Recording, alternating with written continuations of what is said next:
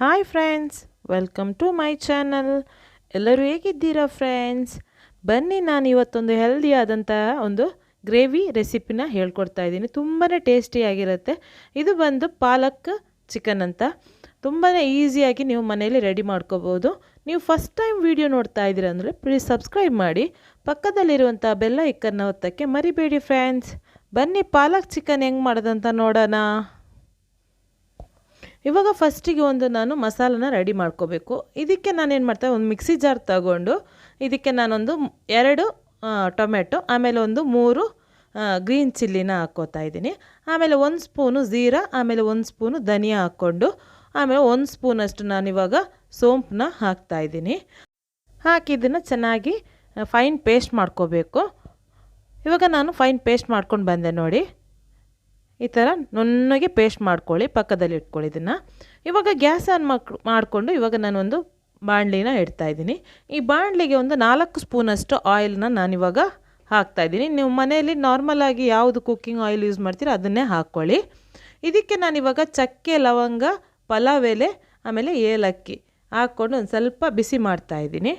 ಒಂದು ಸ್ವಲ್ಪ ಬಿಸಿ ಆದ ನಂತರ ಇದಕ್ಕೆ ಒಂದು 3 ಆನಿಯನ್ನ ನಾನು ಸಣ್ಣಗೆ ಕಟ್ ಮಾಡಿಕೊಂಡು ಹಾಕ್ತಾಯಿದ್ದೀನಿ.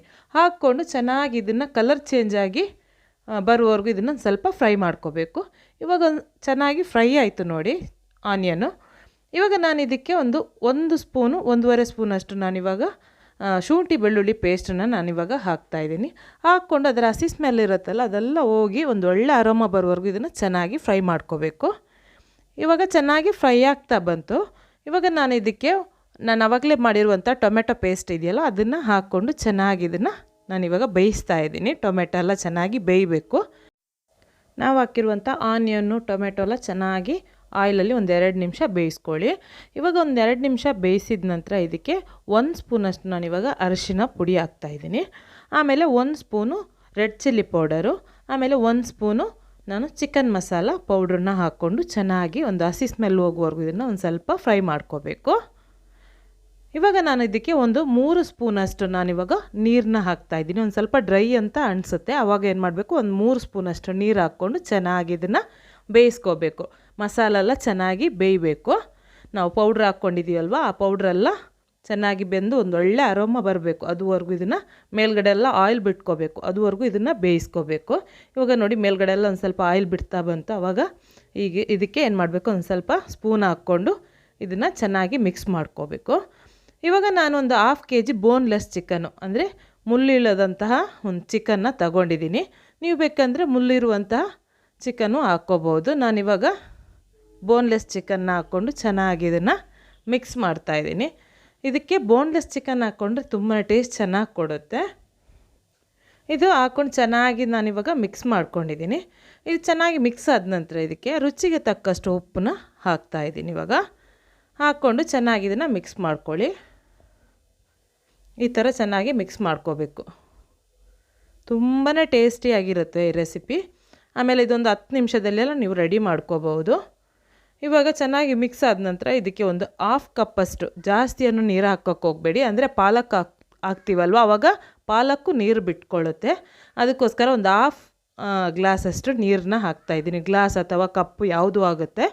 ಹಾಕ್ಕೊಂಡು ನೀರು ಹಾಕ್ಕೊಂಡು ಚೆನ್ನಾಗಿ ಮಿಕ್ಸ್ ಮಾಡ್ಕೊಳ್ಳಿ. ಆಮೇಲೆ ಇದಕ್ಕೆ ನಾನಿವಾಗ ಪಾಲಕ್ನ ಕಟ್ ಮಾಡಿಕೊಂಡು ನಾನಿವಾಗ ಹಾಕ್ತಾಯಿದ್ದೀನಿ. ಇದಕ್ಕೆ ನೀವು ಪ್ಯೂರೆ ಮಾಡ್ಕೊಂಡು ಹಾಕಬೇಡಿ. ಈ ಥರ ಕಟ್ ಮಾಡ್ಕೊಂಡು ಹಾಕ್ಕೊಂಡ್ರೆ ತುಂಬಾ ಚೆನ್ನಾಗಿರುತ್ತೆ ಪಾಲಕ್ ಚಿಕನು.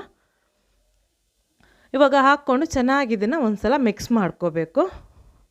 ನೋಡಿ, ಇವಾಗ ಚೆನ್ನಾಗಿ ಇದನ್ನು ನಾನು ಇವಾಗ ಮಿಕ್ಸ್ ಮಾಡ್ಕೊಂಡಿದ್ದೀನಿ.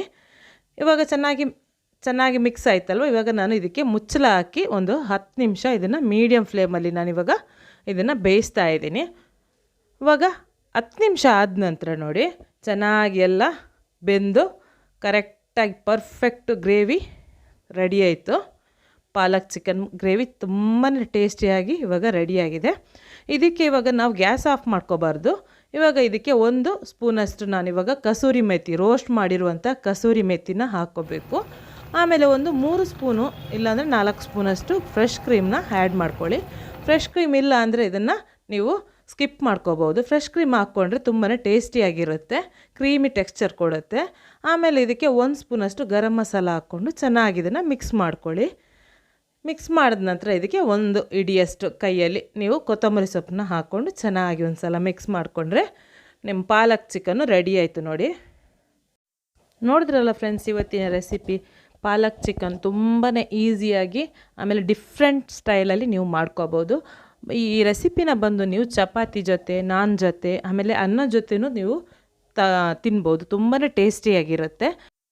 ನೀವು ಈ ರೆಸಿಪಿನ ಒಂದು ಸಲ ನೀವು ಮನೇಲಿ ಟ್ರೈ ಮಾಡಿ ನೋಡಿ. ಒಂದು ಸಲ ಮಾಡಿದ್ರೆ ಮತ್ತೆ ಮತ್ತೆ ಮಾಡೋಕ್ಕೆ ಇಷ್ಟಪಡ್ತೀರ, ಅಷ್ಟು ಟೇಸ್ಟಿಯಾಗಿರುತ್ತೆ. ಸಿಂಪಲ್ಲಾಗಿ ನೀವು ಮನೆಯಲ್ಲಿ ಮಾಡ್ಕೋಬೋದು.